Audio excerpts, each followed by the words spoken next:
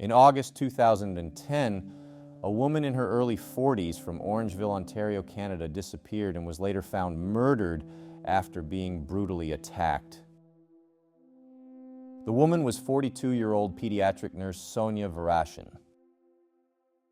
On Sunday, August 29, 2010, Sonia Varaschin went to her parents' house in Bolton, Ontario, about a 25 to 30-minute distance from her home. When she left her parents' house, it was assumed she went back to her own place. On Monday, August 30th, 2010, Sonia Varaschin failed to show up to work at the Mississauga pharmaceutical company she had recently started working for a month after she had quit a job at South Lake Regional Health Center in Newmarket due to disputes. At around 10 a.m. on the Monday, Sonia's white Toyota Corolla was found abandoned in an alley behind a Broadway street business in downtown Orangeville, just minutes from her Spring Street townhouse. Its front doors and trunk were open, with blood smears visible on the rear bumper. On the same day, the police went to Sonia's Spring Street townhouse to investigate, where they discovered more blood. Sonia was not in her property and was nowhere to be found.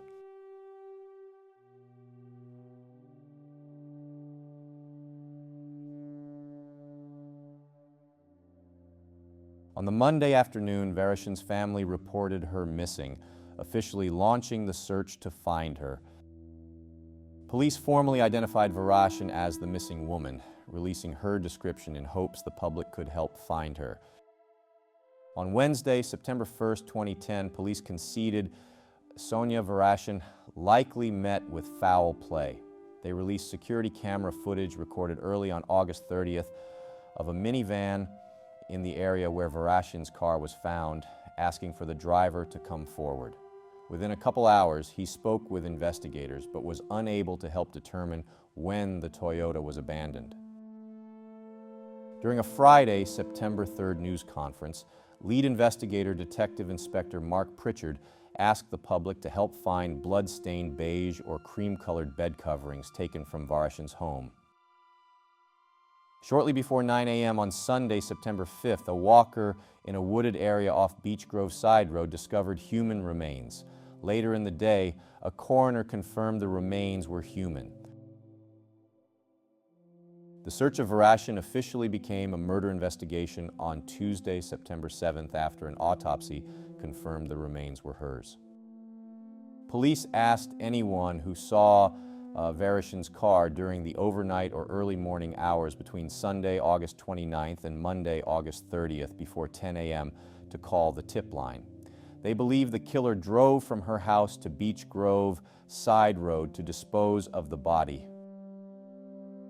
Ontario Provincial Police Lead Investigator Detective Inspector Mark Pritchard announced during a Wednesday, September 8th news conference the bed coverings had been recovered, but didn't mention where. During the news conference, Pritchard said Varaschin's killer was likely wearing men's size 10 or 11 Dakota or Wind River boots. He once again called on the public for assistance, asking residents to report anyone with stained boots that match that description, who just disposed of their boots or does so following the police announcement. On September 24th, 2010, it was reported in the Waterloo Region Record that 2 women were unexpectedly fired from their job at the Green Hawk Harness and Equestrian Supplies tack shop because they could harm sales as their names were linked to Sonia's murder.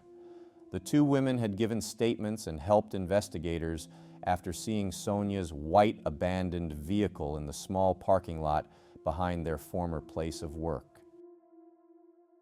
A month had passed, and it was October 2010, and her murder still remained unsolved. Sonia was described as being an outdoorsy person and had just started a job at a pharmaceutical company to work in a similar role as her previous job as a nurse. She needed to be bilingual and wanted to brush up on her French. On the 7th of October 2010, Sonia Varaschin was remembered at a memorial service with hundreds joining Sonia's family at the Holy Family Catholic Church in Bolton, Ontario. On Tuesday, December 7th, 2010, a woman who resembled Sonia Varaschin, a 44-year-old photographer named Shelley Loader, was attacked inside her photo studio, inside a converted garage next to her home on a quiet rural road in Mono, Ontario. A relative of hers found her seriously injured, and she was then airlifted to Sunnybrook Hospital, where she remained in critical but stable condition. She eventually recovered and gave information to investigators about the incident. In December 2010, two veteran Ottawa Police homicide detectives teamed up with the FBI and were at an investigative summit to help work with the Ontario Provincial Police on the Sonia Varaschin case. The FBI were helping the police to help profile the killer. One of the profilers' conclusions was that whoever killed Sonia was likely someone very familiar with the normally quiet Orangeville community of 27,000 people.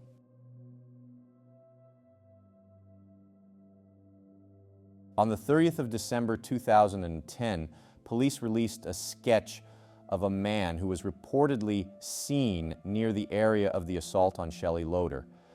Police have identified the face in the composite sketch as a person of interest rather than a suspect.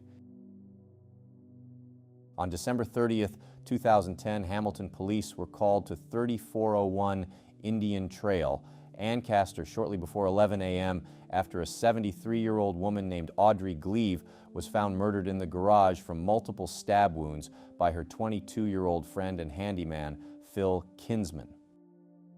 Audrey Gleave, a retired high school science teacher, lived alone with her two German shepherds in the home she built with her ex-husband, Alan Gleave. One of Audrey's neighbors, Linda Ferguson, described her as almost like a hermit. No neighbors reported anything suspicious other than Linda Ferguson claiming her dogs suddenly began barking wildly around 2:30 a.m. Wednesday, the day before she was found. The police said the elderly woman's death was vicious and that she was stabbed multiple times and that there was a sexual component to the murder. The police drew their attention to a derelict barn. The barn, located along a forested rural road just a couple of kilometers from the murder scene, was said to have a mysterious occupant who claimed they had permission from the property's owners to squat on the property. The man was 50-year-old David Laurie Scott, who was subsequently arrested in connection to Audrey's murder and then later released from custody 3 months later, with charges dropped after the Hamilton police reviewed forensic evidence.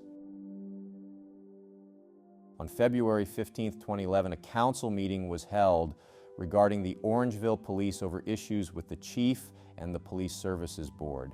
Local activists criticized the force's handling of the unsolved murder of nurse Sonia Varaschin and the unsolved assault of photographer Shelley Loader. On the 17th of March 2011, 20-year-old Kira Freeland was found dead in a ditch on Heart Lake Road in Caledon, Ontario. The police did not believe her then unsolved murder was connected to the murder of Sonia Varaschin. On Sunday, May 22, 2011, it was reported in the Toronto Star that a new phase of the investigation would lead back to South Lake Regional Health Center in Newmarket, where an alleged conflict took place. While employed as a nurse there, Sonia had a confrontation with a supervisor over Sonia's decision to change a dosage that was prescribed for a patient, her mother, Michelle Varaschin, claimed. The supervisor, Michelle said, challenged why Sonia had changed the doctor's orders without authorization and created tension in the workplace. Sonia's mother said Sonia would come home crying every night. She felt she was being treated like a criminal. She couldn't take it anymore. Michelle wanted to hire a lawyer, but Sonia refused. Sonia quit the hospital and had been working happily for a month or so in Mississauga at the time of her murder, her mother said. In addition, there was an alleged conflict between the hospital and the Workers' Safety and Insurance Board over disability pay Sonia was due after taking time off to heal a shoulder injury suffered on the job, Michelle said. In fact, Michelle said a key meeting was called for that Monday, August 30th, within hours of her daughter's murder, to decide who was responsible for making that payment. Sonia's mom said things quickly got resolved when police paid a visit to the hospital. The check came by courier very fast, Michelle said, adding that South Lake Regional Hospital had paid up. Michelle Varaschin told a news reporter that on Sunday, August 29, 2010, the last time she saw her daughter alive, there was lunch at the family home in Bolton and later a message left on the phone. Sonia asked if I would bake a cake because a friend was coming from Jasper, Alberta on Wednesday, Michelle said. That was the last time she heard Sonia's voice. She longs to hear the message again and wished she didn't delete it. On Wednesday, May 25, 2011, Constable Peter Leon of the Ontario Provincial Police spoke to the media, claiming the police are hoping for scores of men to give a voluntary DNA sample from an inner cheek swab, which a specialist team would start taking within the next few days. We are reaching out to individuals who are known to have either had contact with Sonia Varaschin directly or indirectly. In order to obtain their samples of DNA, they will be approached. Constable Peter Leon had a very clear message for the killer. And the message is very simple. We have your DNA, and it's only a matter of time until we find out who you are. The body of the 42-year-old woman was found last September 6 on a rural road southeast of her hometown of Orangeville. It was 5 days after she was reported missing. How she died remains a secret. Since she was found murdered, police sought the help of behavioral scientists to develop a profile of the killer. Now they're turning to DNA. If you have nothing to hide, there is no reason why you should not be able to provide a sample with respect to this investigation. On the same day of the May 25th press conference, after Ontario Provincial Police Constable Peter Leon declared the investigators had acquired the killer's DNA, it was revealed that the police were tracking down men who contacted Sonia online to see if they match up with DNA evidence. They were looking at a new angle after finding information on a dating profile Sonia Varaschin had used on the Plenty of Fish dating site. Sonia interacted with a variety of men on the Plenty of Fish dating site, posting pictures and sending messages. The Toronto Star reported that maybe someone she was talking to was jealous of her. Sonia had an on-again, off-again boyfriend, Ian Rushton, when she was apparently speaking to men on the Plenty of Fish website. Her boyfriend, Ian, was cleared as a person of interest in her murder and had moved to England after Sonia's death.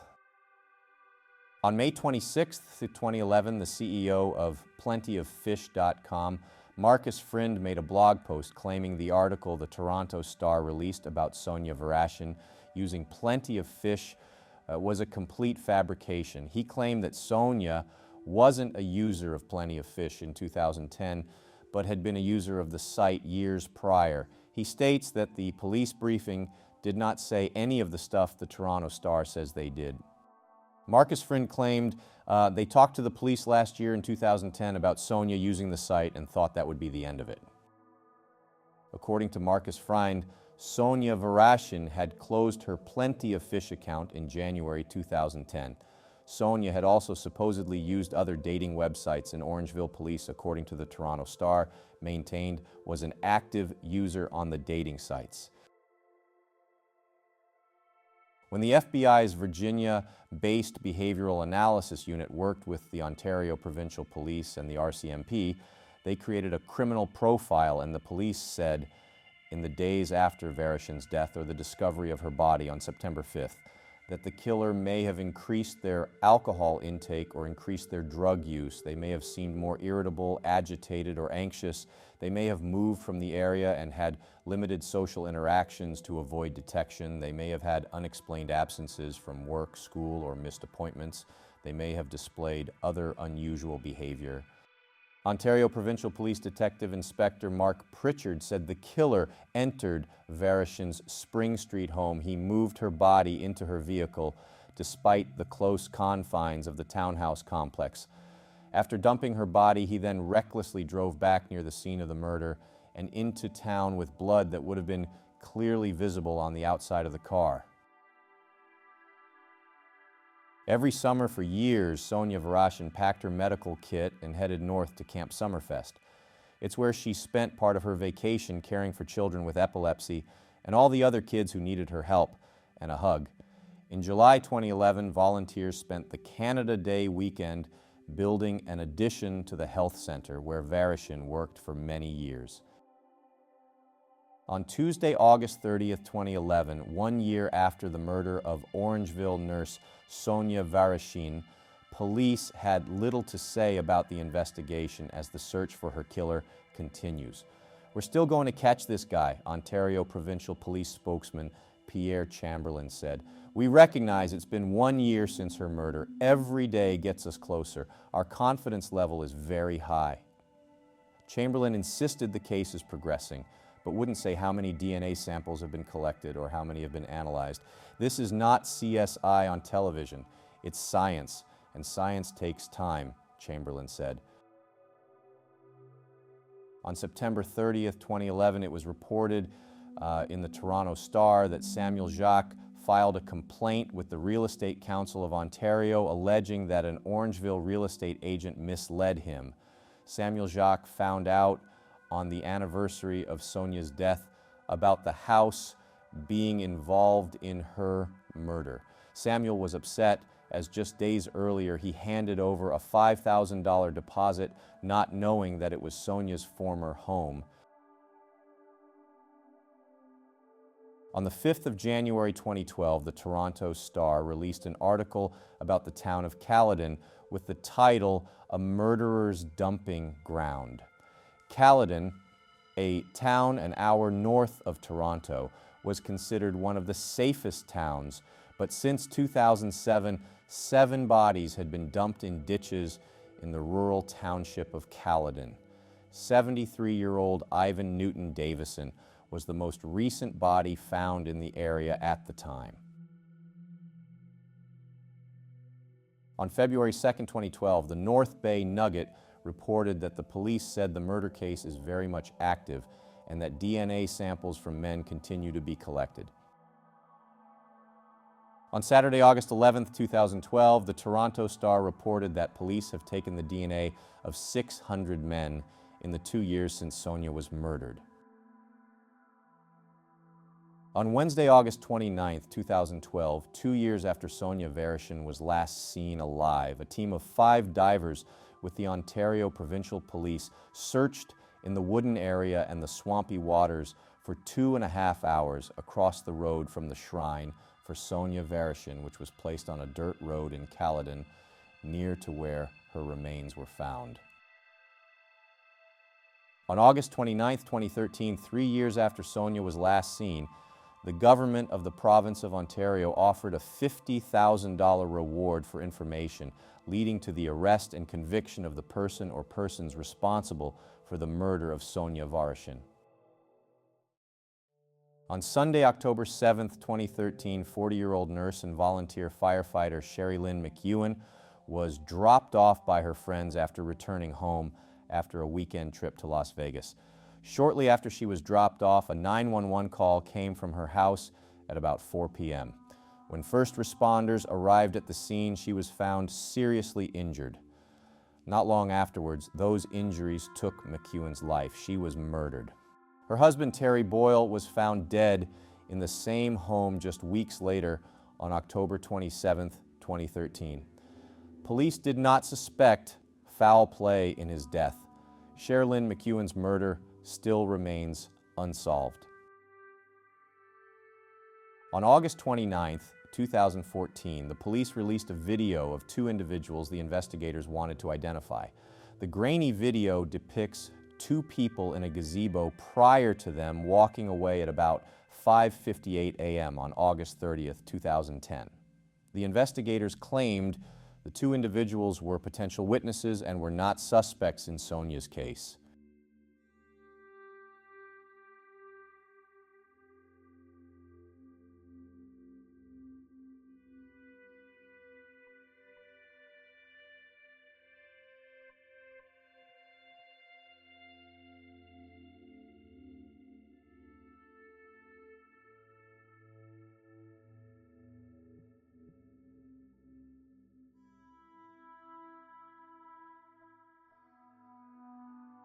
On January 27, 2015, the Windsor Star released an article that investigators were doing DNA sweeps to find the killer of 7.5 months pregnant 31-year-old Cassandra Kaki, who was found brutally murdered in her home. Her case was later solved.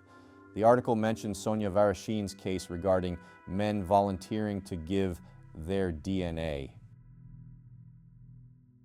On March 26, 2015, 25-year-old Caleb Heaton was arrested following a disturbing sexual assault in East Vancouver. Caleb Heaton broke into the female victim's home, tied the woman's hands up, shoved clothing in her mouth, and pushed her down the basement stairs and raped her. He smashed the victim's head with a rock and held her at knife point when she tried to scream. He then pulled her by the hair into the kitchen and raped her again. Part of the woman's finger was bitten off. A witness on the street heard the woman's screams, came into the unit, punched Heaton, and tackled him outside.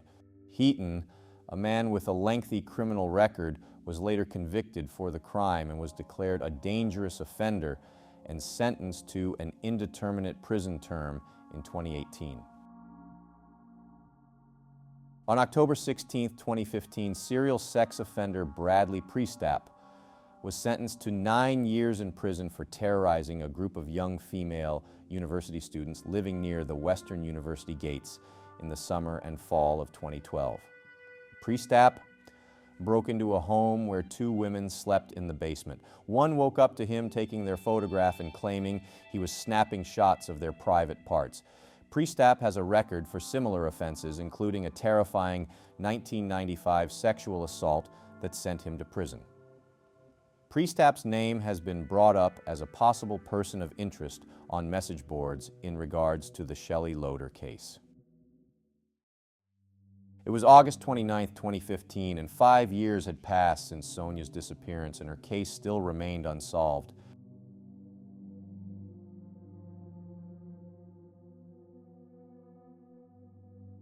Sonia's killer wore boots which were size 10 or 11s and were a Wind River product which were sold at Mark's Work Warehouse, a Canadian clothing and footwear retailer. The investigators figured the type of boot from the unique impression or footprints found at the crime scene. One of the stores was in Orangeville, where Sonia lived. The 2 individuals the police wanted to talk to from the August 2014 gazebo video were eventually spoken to and later cleared of any involvement in Sonia's murder. On August 20th, 2016, nearly 6 years after Sonia was found murdered, the Ontario Provincial Police released 2 new images of Sonia.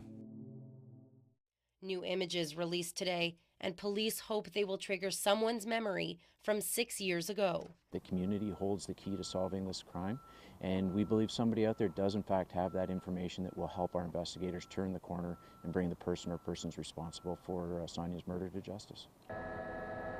It was August 30th, 2010. Varaschin was reported missing when she didn't turn up at work.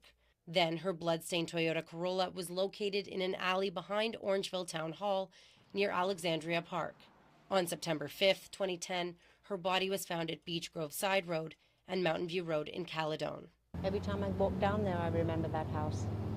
It was just awful. There was blood everywhere. It was a horrific thing that happened, and hopefully somebody will figure out what happened and we'll put some closure to it. Varaschin's killer has been on the loose for 6 years. Police say that person wore a size 10 or 11 work boot. They confirm they have a sample of his DNA. When you lose somebody, in such a violent way, it's terrible. It's really awful. Police say they have received more than 1,000 tips, and the province is offering a $50,000 reward for information leading to an arrest and conviction. It may be 6 years, but we still have a very active investigative team that is looking and waiting for that information. Varaschin would have celebrated her 48th birthday last month. On the 9th of January 2017, the Ottawa Citizen released an article examining the difficulties from a legal aspect of the use of familial DNA searching being allowed to be used to help find a possible suspect through a relative in a databank in Canada. It was thought that the police had yet to find a possible match in Canada's DNA databank. On August 24, 2017, nearly 7 years had passed Since Sonia's body was found in Caledon with no suspect in sight, Detective Inspector Glassford noted police were still attempting to identify the owner of DNA recovered at Sonia's apartment shortly after the murder. He hoped that a breakthrough in DNA technology could help police. Glassford said he did not believe Sonia's murder was a random attack from someone wandering through the area. It was reported in the Orangeville local news that Terry Tremble, a man convicted of first-degree murder in the October 2010 death of his wife, Adrienne Roberts, in her home, lost his appeal of his first-degree murder conviction in an Ontario court. Terry Tremble has lost an appeal claiming a judge erred in barring his lawyers from presenting an argument that the three crimes were strikingly similar during his trial. During his trial, Tremble's lawyers argued there was reason to believe his wife's murder and the Varaschin and Loader crimes were connected. On August 22, 2018, it was reported that the investigators were looking at the possibility of more than one suspect involved in the murder of Sonia Varaschin. Detective Inspector Sean Glassford said the OPP is closer to catching Sonia Varaschin's killer today than it's been in past years, but there is a chance homicide detectives are searching for more than one suspect. On January 3, 2019, the Toronto Star released an article about Canadian privacy laws preventing the use of familial DNA testing. The RCMP were also reported to be looking at the possibility of using the technique to help investigations. On August 29, 2019, City News' Mark McAllister spoke to the mother of the Orangeville nurse and the lead investigator on the case about the years-long search for the killer. I'm Mark McAllister in Caledon, just south of Orangeville, where tonight Sonia Varaschin is being remembered on the grim anniversary of her murder. This is the very spot where her body was found on the side of Beach Grove Side Road in 2010. Today, a memorial has been set up for her, and tonight provincial police are still searching for her killer. With flowers in hand, Michelle Varaschin is taking the time to visit the small memorial set up for her daughter at the side of a dirt road. This time, though, she marks another anniversary. With tears in her eyes, 9 years since Sonia was murdered. She enjoyed life, she loved skiing, she loved hiking, she loved biking. She was an active girl. She was as far as I know, everybody loves her. Sonia's mother and family have struggled since 2010, when her daughter's body was found. Police say they've received more than 1,000 tips in their investigation, but still, Sonia's killer still hasn't been identified. Every moment since, the family has been waiting for more information. I wish we should be more informed. If they want just the family to be informed and say, we don't want you to hear nothing, to anybody, I will agree with it. But I think after 9 years, we should know what happened. How do you go about dealing with that and knowing that you're not quite there yet? Well, you're right. There is frustration, obviously, that we can't bring this to a conclusion yet. How do I deal with it? I just know that, the Varaschin family deserve answers. Varaschin was first reported missing when her blood-stained car was discovered abandoned in a laneway behind some Orangeville stores. The search led police to her home, where there was more blood but no signs of where she might be. 1 week later, her body was found by someone walking their dog in a wooded area alongside the road, nearly 13 kilometers away. Do you find that it is new information that's coming to you? Some of it's new, some of it's old information, or it's information we've already looked at. Every tip that we get, we look at and investigate. Over time, the sadness has made way for frustration. No more answers leave Sonia's mother wondering and waiting, hoping something more comes forward, and her questions are answered before yet another anniversary. I'm just going day by day, hopefully to find out what happened. I don't know. They don't tell me nothing. At least if they were saying something to keep me going, but they don't. While Sonia's mother is frustrated and is struggling at this point, police say there are advantages that come with time. Circumstances change. People may want to come forward now when they didn't back in 2010, or something may jog their memory, and that's why police continue to appeal to the public to come forward. 9 years had passed and there was still no break in the case. Detective Inspector Sean Glassford said Sonia's case is not cold and that his team of officers are still working very hard to find the solution to solving Sonia's murder. This isn't a cold case. We've been actively investigating this case since the 30th of August, 2010, and we've never stopped. 9 years without an answer to who killed Sonia Varaschin, but the lead investigator on her case says police have never been closer to finding him. The investigators that we have are very determined investigators, very stubborn. We're not letting this go. I feel confident. In the year since the 42-year-old Orangeville nurse disappeared, police have combed through a mountain of evidence from 3 different crime scenes. From her townhome, from her blood-soaked car police believe the killer used to transport her body, and from Beach Grove Side Road in Caledon, where her remains were discovered days later. And still, police have no suspect. I wish I had a sketch to put out of the killer. That would be perfect.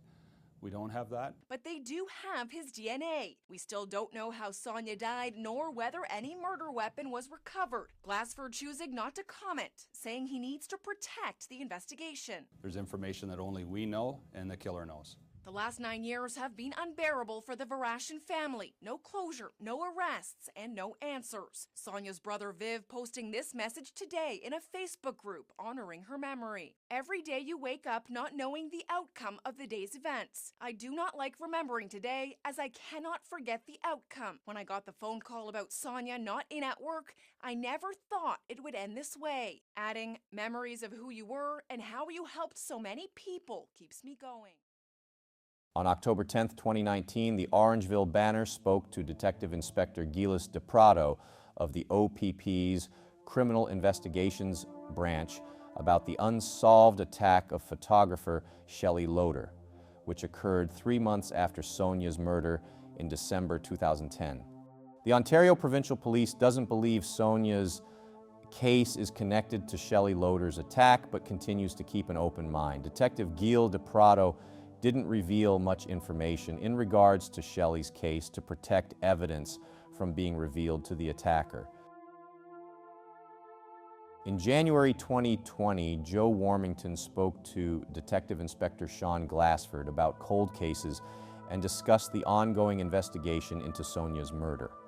Sean Glassford said, "Some cases we don't get any tips on, but with Sonia's murder, we get tips every day." On August 30th, 2020, on the 10th year anniversary, it was revealed to Joe Warmington of the Toronto Sun that investigators have security video footage of a car traveling away from the homicide scene at a high rate of speed, a vehicle they believe may have been on its way to dispose of her body near Orangeville. On the night of Sunday, August 29th, 2010, neighbor Stephen Lundy said he heard a ruckus in the vicinity of Varaschin's home. "I was sleeping and pretty much woke up to car tires squealing and yelling," Lundy recalled. In 2021, OPP detective investigator Sean Glassford revealed new technology called STR-Mix, which lets investigators unravel DNA mixtures that had previously been considered too complex to unravel will be looked at to help find a DNA match. In 2022, no new information was revealed about Sonia's murder and the $50,000 reward was still available. Imagine how it's been for the family to go this long without answers as to what happened to their loved one. A 12-year murder investigation remains unsolved, questions unanswered. What happened to Sonia Varaschin? I believe Sonia was targeted.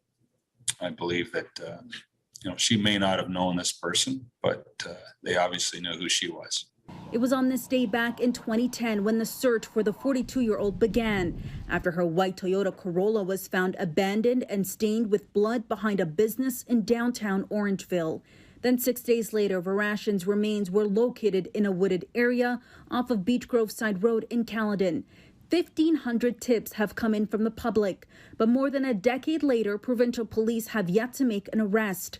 The OPP say they've never stopped searching for the killer, but they are looking for that one piece of information to solve this case and give Sonia's family answers. It's been frustrating not being able to determine what happened and who did this, but we continue. We're optimistic that we're going to get to find these answers. A $50,000 reward remains in place. If you or anyone you know have any information, no matter how minor, you're asked to contact the OPP or anonymously reach out to Crime Stoppers. I can imagine somebody out there is sitting there with, it's weighing on them that they haven't come forward. And, I really hope that they do. Sonia Varaschin's case is still unsolved as of November 2023. The $50,000 reward is still available for anyone with information which will help arrest and convict the person or persons involved in her murder.